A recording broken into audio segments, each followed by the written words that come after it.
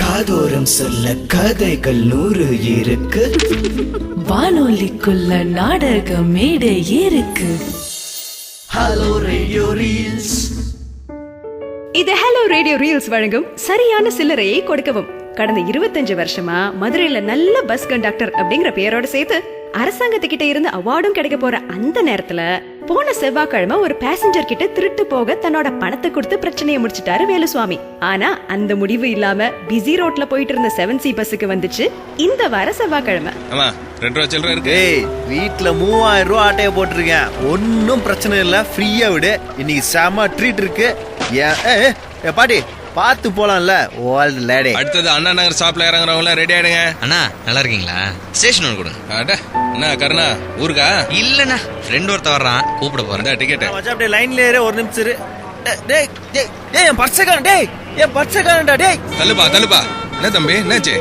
பர்ஸ காணோமா? அட ஆமாங்க, brown colour purse இதோ இங்கதான் இருந்துச்சு. எப்ப தூங்குனான்னு தெரியல.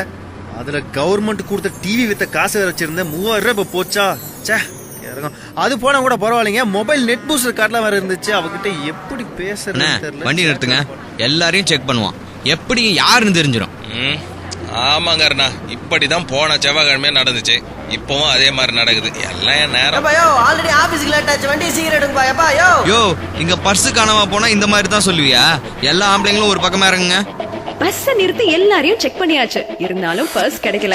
மத்தவங்க என்னவோ அந்த பையன் தான் இப்படி பர்ஸ் காணாம போனதா பில்டப்ப காட்டி டிக்கெட் வாங்காம இருந்ததுக்கு சீன் கிரியேட் பண்ணிட்டு நினைச்சாங்க. எல்லாரையும் தேவையில்லாம காலங்காத்தால ரொம்ப நேரம் காக்க வைக்க முடியாம சீக்கிரம் வண்டி எடுக்க வேண்டியதா போச்சு. அப்போ தம்பி இந்தாப்பா, என்னுடைய பணம் ஒரு 500 ரூபாய் தரேன். பரிசு கிடைச்சா நாளைக்கு வா, கண்டிப்பா தரேன். யோ 500 ரூபாய்க்கு ரீசார்ஜ் கூட பண்ண முடியாது. என் பசங்களுக்கு வேற 3000 ரூபாய்க்கு ட்ரீட் வேற கொடுக்குறேன்னு சொல்லியிருந்தேன். இவனும் இவன் ஒன்றரை நான் பஸ். இல்லைங்க நான் இறங்குறேன். பாத்தீங்களாண்ணா, இதுதான் உலகம். நீங்க என்னமோ பாவன்னு உங்க காசு எடுத்து கொடுத்தீங்க, ஆனா அவன் ஏதோ பத்தாதுன்னு சொல்லிட்டு போறான். எனக்கா காசை பத்தி தெரியாது.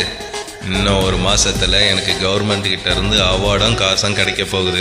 அதுக்கு எந்த பிளாக் மார்க்கும் இருக்கக்கூடாதுன்னு தானே என் கையை விட்டு காசை போடுறேன். இதெல்லாம் யாருக்கும் தெரியாது. இருக்கட்டும், நம்ம குழந்தைக்கு ஒண்ணுன்னா நம்ம தானே கொடுத்து உதவி பண்ணணும்.